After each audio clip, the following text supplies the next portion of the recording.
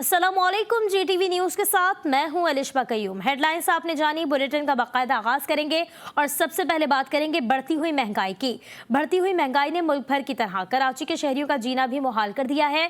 दीगर अखराजात की वजह से अवाम को नाश्ते का सामान की खरीदारी करना भी मुश्किल होता जा रहा है। मजीद जानेंगे हमारे नुमाइंदे मलिक जुनैद से। जी मलिक जुनैद।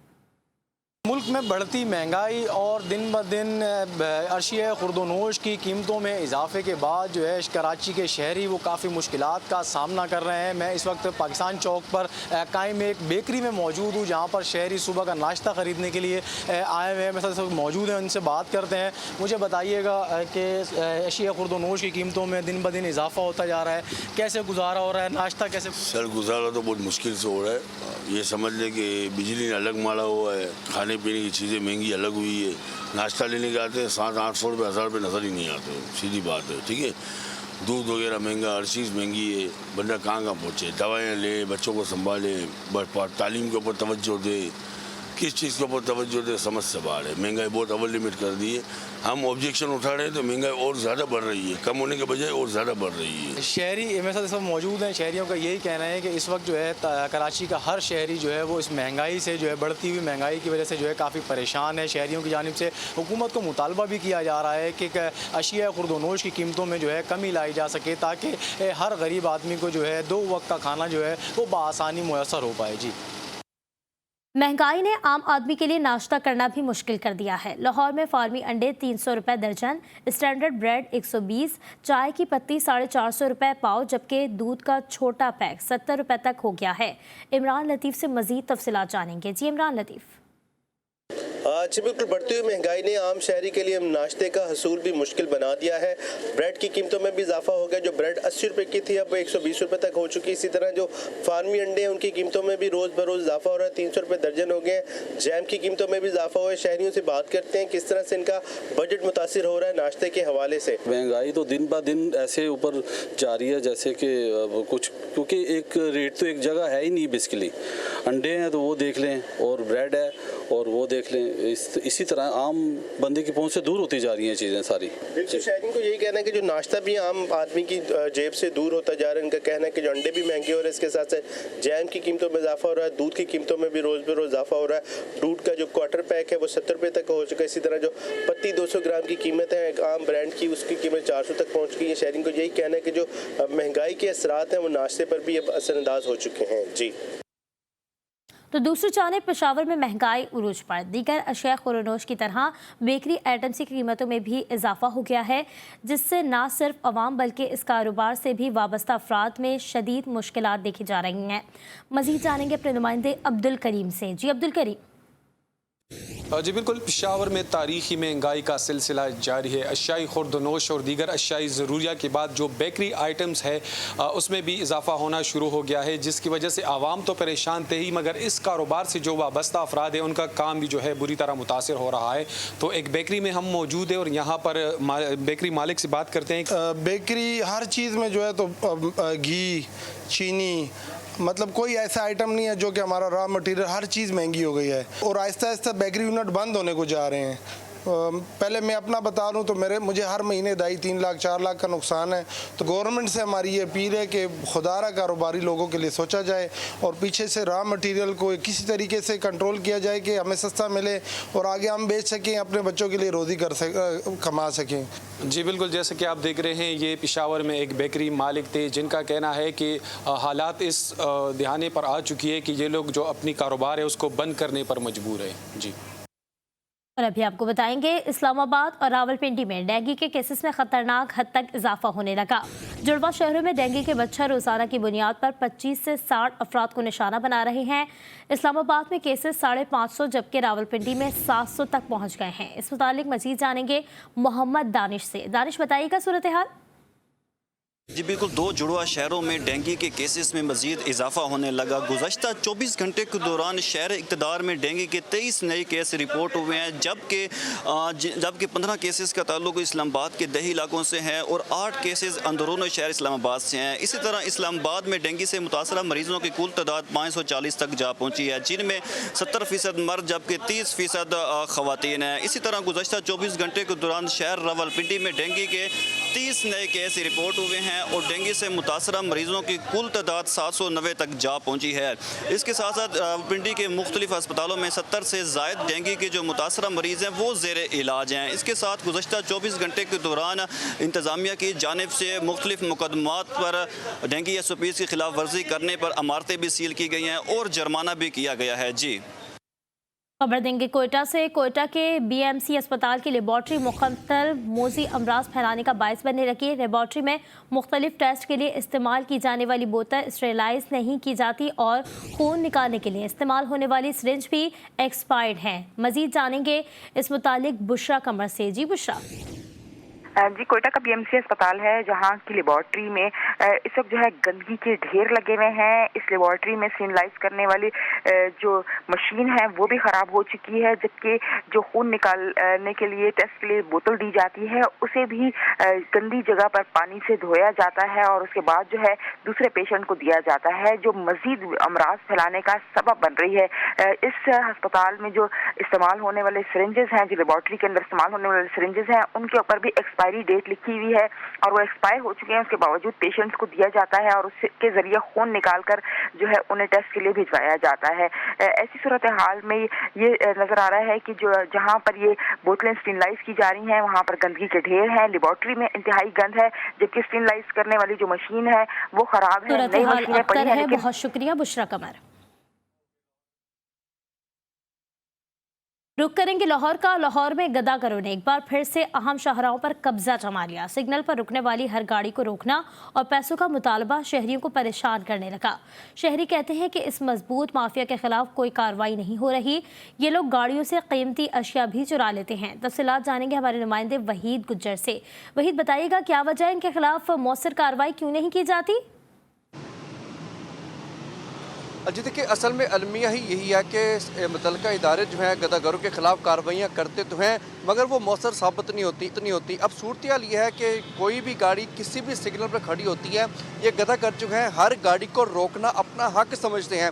ना सिर्फ हक समझते हैं बल्कि शहरियों से कुछ देर पहले हमारी बात हो रही थी, उनका ये कहना था कि ये गदागर जो हैं शहरियों की गाड़ियों से कीमती अशिया भी चुरा लेते हैं।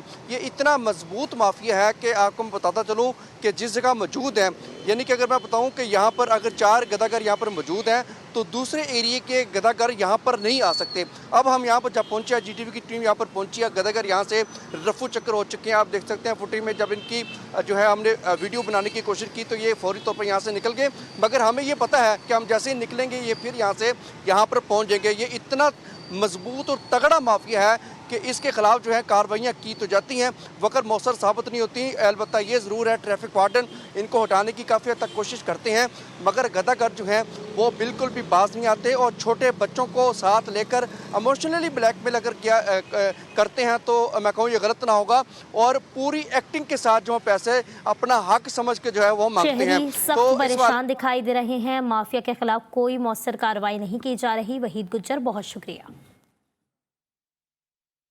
आगे बढ़ेंगे। आपको बताएं कि ननकाना साहब में ईद मिलादुन नबी सल्लल्लाहु अलैहि वसल्लम जोशो खरोश से मनाने की तैयारियां उरूज पर हैं। सरकार का यौम विलादत शायान शान तरीके से मनाने के लिए मार्केटों और दुकानों के बाहर स्टॉल्स लगा दिए गए जिन पर जश्न ईद मिलादुन नबी की मुनासबत से अशिया फरोख्त की जा रही हैं। मजीद जानेंगे तारिक अली राना से। जी तारिक।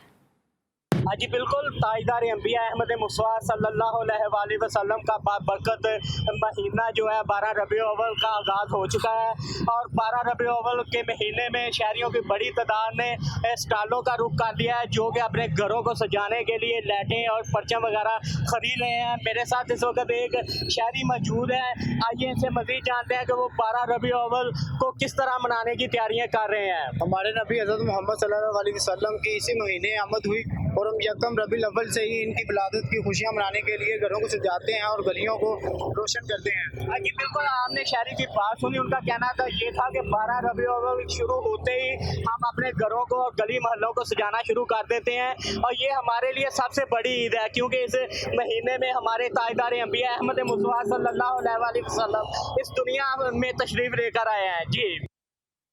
करतारपुर में बाबा गुरु नानक देव जी की 484 ज्योति जोत की तकरीबात आज आखिरी रोज़ है। भारत में समेत दुनिया भर से आने वाले सिख ज़ायरीन अपनी मजहबी रसूमात जोश व जज्बे के साथ अदा कर रहे हैं। रिपोर्ट कर रहे हैं मियां शाहिद इकबाल।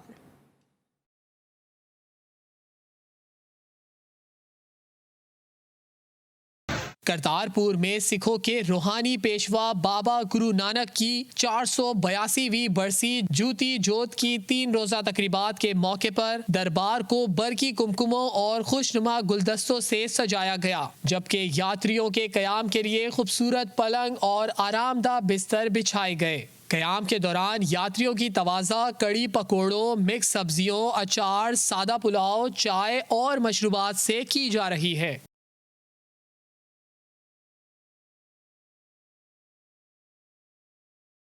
नगर कीर्तन का जुलूस 0 लाइन तक निकाला गया। नगर कीर्तन के जुलूस को सिख मजहब में खास अहमियत हासिल है। नगर कीर्तन एक ऐसी इबादत है जिसमें जुलूस की सूरत में मजहबी गीत गाए जाते हैं ताकि पूरी बस्ती तक पैगाम पहुँचे। आज भोग श्री अखंड पाठ साहिब की अलविदाई तकरीब मुनक्किद होगी। मेहमान सिख यात्री 3 रोजा कयाम के बाद शाम वापस रवाना हो जाएंगे। कैमरा टीम के हमरा मियां शाहिद इकबाल, GTV न्यूज़, करतारपुर। इस वक्त आपको अपडेट करेंगे। लाहौर में डेस्को की बिजली चोरों के खिलाफ कार्रवाइयां जारी हैं।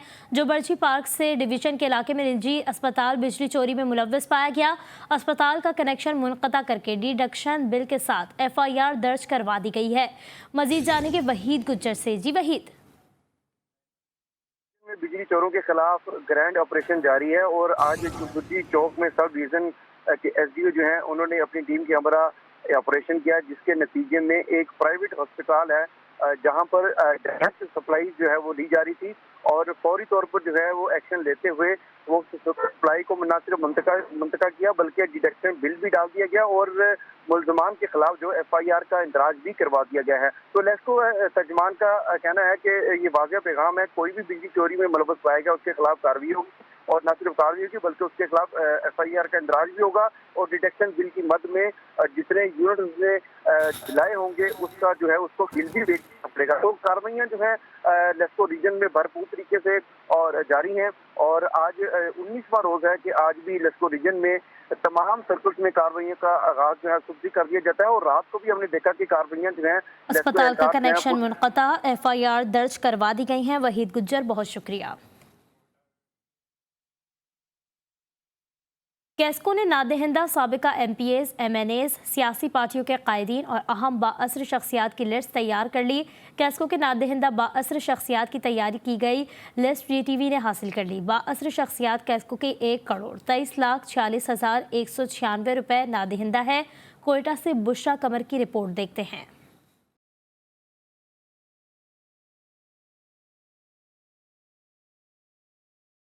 कैस्को ने कार्रवाइयों का दायरा कार कमर्शियल और घरेलू सार्फिन के बाद अब बलूचिस्तान की बाअसर शख्सियात तक फैलाने की तैयारी कर ली। कैस्को ने 17 नादहिंदगान, साबिक MPAs, MNAs, सेनेटर्स, सियासी पार्टियों के रहनुमाओं और अहम बाअसर शख्सियात की लिस्ट तैयार की है।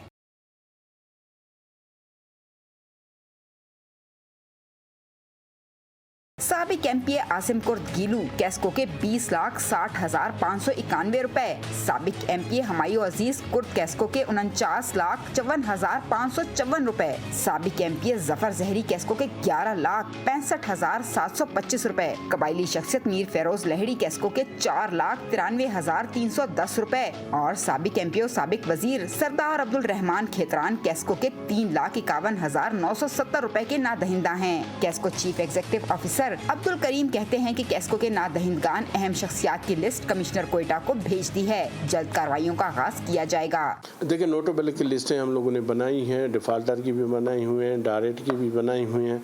वो इंतजामी के साथ मिलकर हम जो है ना उसी पर जो हमारा चल रहा है जो है ना वो लिस्टें भी आ गई हैं उस पर इंशाल्लाह जल्दी हम जो है ना इसी पर हाथ डालेंगे। कैस्को के नादहिंदगान में मौजूदा सेनेटर नसीबुल्लाह पासई, वडेरा शीरी मरी, साबिक MP अब्दुल कहार वतान, साबिक MP हाजी अहमद नवाज और सियासी शख्सियत मीर जियाउल्लाह भी शामिल हैं। कैमरामैन फतेह मोहम्मद के साथ बुशरा कमर, GTV न्यूज़, कोयटा। लाहौर की शाह आलम मार्केट में बिजली की लटकती तारें और ट्रांसफार्मर किसी बम से कम नहीं। गुज़श्ता चंद दिनों में ट्रांसफार्मर फटने से आतिशज़दगी के 2 वाक़यात हुए, जिनमें 2 अफराद जान से गए। लेस्को अफसरान सब अच्छा की रिपोर्ट देकर ज़ायद बिल चार्ज करने पर जोर देने लगे। तफसीलात देखेंगे लाहौर से मोहम्मद वसीम की रिपोर्ट में। आलम मार्केट समेत अनारकली बाजार में बिजली की लटकती तारें ताजरों के लिए वबाले जान बन गई। आए रोज ट्रांसफार्मर फटने से आतिशज़दगी के वाक़यात लेस्को अफसरान अपने दफातर तक महदूद। ये जो लटकती तारें और ट्रांसफार्मर के आए दिन जो धमाके होते हैं, इसी को ठीक कर लें। यहाँ ये हालात हैं, जो 4 दिन बाद ट्रांसफार्मर चेंज किया गया उसमें भी 2 दफ़ा धमाके हो चुके हैं। शाह आलम मार्केट के ताजिर कहते हैं, शिकायत के बावजूद लेस्को अमला सुनने को तैयार नहीं। दुकानदार तारों का मसला हल करने के लिए फंड भी दे रहे हैं, मगर अफसरान बातों की हद तक महदूद हैं। सबसे ज़्यादा रेवेन्यू यहाँ से शालमी से इकट्ठा कर रही है वापडा, जो 10-10, 20-20 हज़ार रुपया बिल दे रहे हैं लोग, 50-50 लाख रुपया बिल दे रहे हैं। तो हमारा ये मसले हल करवाएं। शाह आलम मार्केट, उर्दू बाजार, अनारकली समेत लाहौर की बड़ी मार्केटों में बिजली की लटकती तारों से बड़े सानहा पेश आने का खदशा। कैमरामैन अली हसनैन के साथ मोहम्मद वसीम, GTV न्यूज़, लाहौर। दूसरी जानिब पन्नू आकिर में सेप्को टीमों की बिजली चोरों और नादहिंदगान के खिलाफ कार्रवाइयां जारी हैं। दौरान ऑपरेशन नादहिंदगान से 2 करोड़ से जायद की रिकवरी की गई और 15 से जायद मुकदमात दर्ज किए गए हैं। मजीद जानेंगे अकबर मलिक से। जी अकबर।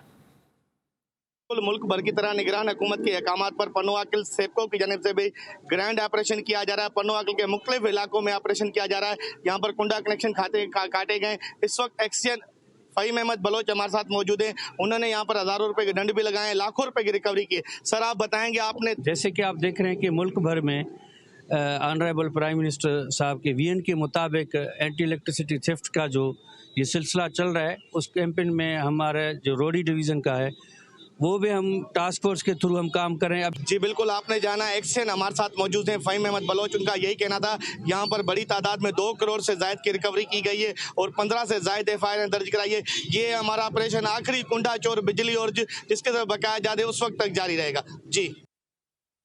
कराची का मरकजी उर्दू बाजार मसाइल का गढ़ बन गया। सीवरेज के पानी और तजावुजात के बाद शहरी परेशान हैं। मजीद जानेंगे इस रिपोर्ट में।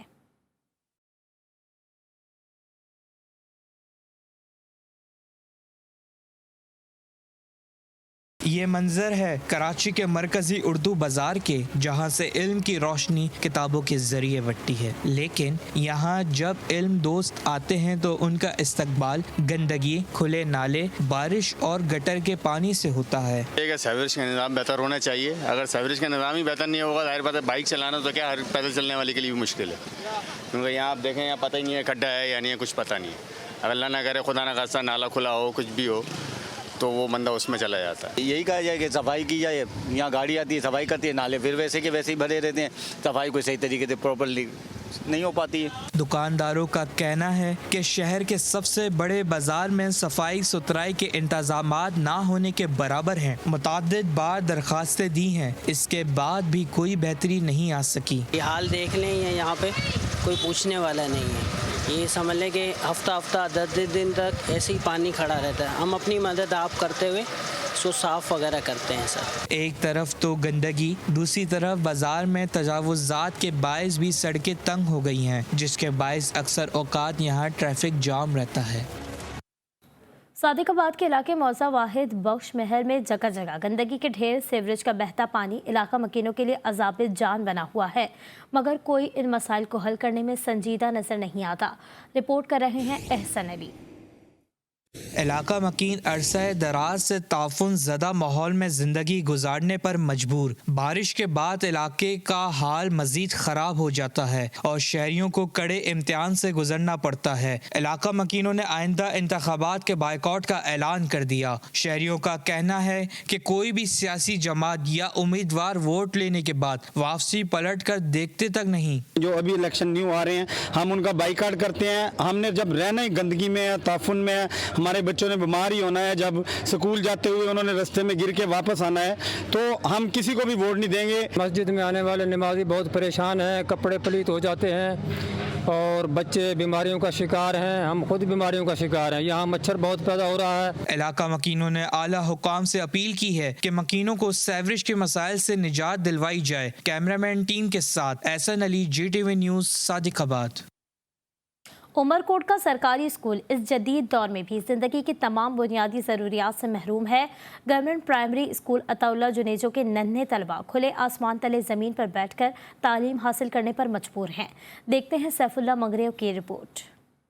उमरकोट का government primary school Ataullah Junejo पीने के पानी, बिजली, फर्नीचर और वॉशरूम से भी महरूम है। बुनियादी सहूलियात ना होने की वजह से 300 से ज्यादा तलबा शदीद मुश्किलात का शिकार हैं। असातिज़ा का कहना है कि मुताल्लिका हुक्काम को इस हवाले से कई बार आगाह कर चुके हैं, लेकिन मसाइल जू के तू हैं। वज़ीर आज़म को दरख्वास्त करते हैं, हमें फर्नीचर, पानी, लाइट की ज़रूरत है। हम यहाँ तालीम हासिल करने आते हैं, हम यहाँ नीचे बैठते हैं, हमको फर्नीचर की ज़रूरत है। हम वज़ीर तालीम से दरख्वास्त करते हैं, हमको फर्नीचर दिया जाए। गाँव के मकीनों, तलबा और उनके वालिदैन ने निगरा वज़ीर आला सिंध, सूबाई वज़ीर तालीम और मुताल्लिका हुकाम से अपील की है कि स्कूलों में क्लास रूम्स तामीर करके फर्नीचर समेत उनकी तमाम बुनियादी सहूलियात फराहम की जाए। कैमरामैन सैफुल्ला मंगरू के साथ GTV न्यूज़ उमरकोट। रुक करेंगे बलूचिस्तान का। बलूचिस्तान हुकूमत की जानिब से अवाम को सफरी सहूलत फराहम करने के लिए चलाई जाने वाली ग्रीन बस सर्विस के दौरानिये में इजाफा कर दिया गया है। ग्रीन बस सर्विस अब सुबह 7 से शाम 8 बजे तक चला करेगी। मजीद जानेंगे मोहम्मद फैज़ान खान से। जी फैज़ान। जी बिल्कुल ऐसा है कि हुकूमत बलूचिस्तान की जानिब से शहरियों को सफरी सहूलत फराहम करने के लिए ग्रीन बस सर्विस का आगाज़ किया गया था। इब्तदाई तौर पर सुबह 7 से शाम 5 बजे तक ग्रीन बस सर्विस का जो वक्त है वो मुकर्रर किया गया था, लेकिन अब जो है आवामी मुतालबे पर इंतज़ामिया की जानिब से जो ग्रीन बस सर्विस है उसका जो दौरानिया है उसमें इजाफा कर दिया गया है। इस वक्त शहरी हमारे साथ मौजूद है, इनसे बात करते हैं। आवाम के लिए बहुत बड़ा फ़ायदा है, क्योंकि पहले जो है 5 बजे हम इधर यूनिवर्सिटी से आते, कभी लेट हो जाते तो फिर मसला ये होता था कि लोकल में आते थे, लोकल वाले जो उधर दूर भी हम लोग जो से उतरते थे। जी बिल्कुल, जैसा आपने सुना, यही कहना है कि जो दौरानिये में इजाफा किया गया एक अच्छा इकदाम है। इससे जो दफातर में काम करने वाले अफराद है या जो अकेडमीज़ में यूनिवर्सिटीज़ में पढ़ते हैं और देर हो जाती है तो उनको अपने घर जाने के लिए जो है बहुत आसानी से अब ग्रीन बस सर्विस जो है वो मिल सकेगी और बआसानी जो है अपनी मंजिल तक पहुँच सकेंगे। जी वेलकम बैक। खबर देंगे, सुप्रीम कोर्ट ने फैजाबाद धरना नजरसानी केस समाअत के लिए मुकर्रर कर दिया। चीफ जस्टिस काजी फायज़ ईसा फैजाबाद 3 रुकनी नजरसानी बेंच की सरबराही करेंगे, जबकि बेंच में जस्टिस अमीनुद्दीन खान और जस्टिस अतहर मिनुल्लाह शामिल होंगे। सुप्रीम कोर्ट 28 सितंबर को फैजाबाद धरना केस की समाअत करेगी।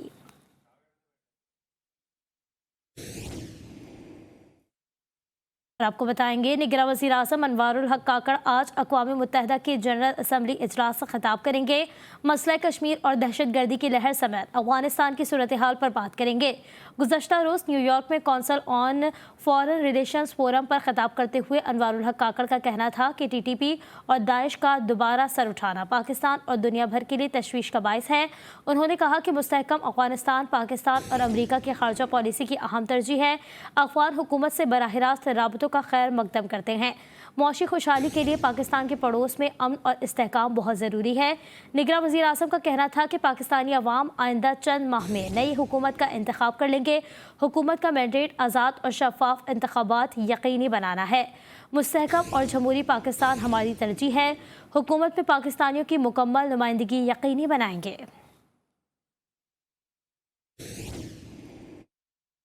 अहम खबर देंगे, कैनेडियन वज़ीर आज़म जस्टिन ट्रूडो ने अक़वाम मुत्तहिदा जनरल असम्बली से वापसी से पहले प्रेस कॉन्फ्रेंस की।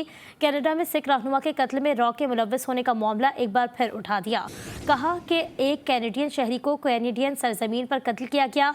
हमारे पास भारतीय हुकूमत के एजेंट्स के कत्ल में मुलव्वस होने का यकीन करने के मुसद्दिका वजूहात हैं। क्या मोदी सरकार के लिए कानून की हुक्मरानी की कोई अहमियत है? अक़वाम आलम के सामने बड़ा सवाल उठ खड़ा हुआ है।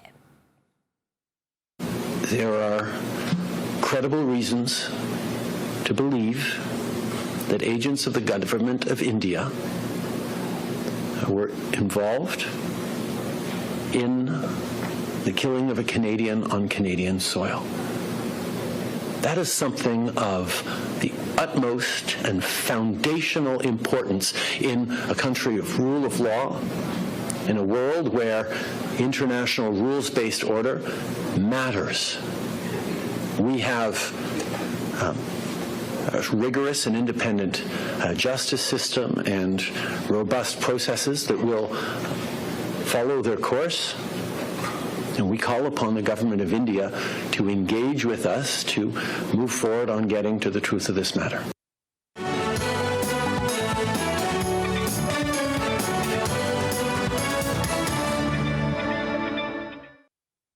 महकमा मौसमियात ने आज से 24 सितंबर तक मुल्क भर में बारिशों के नए स्पेल की पेशगोई कर दी।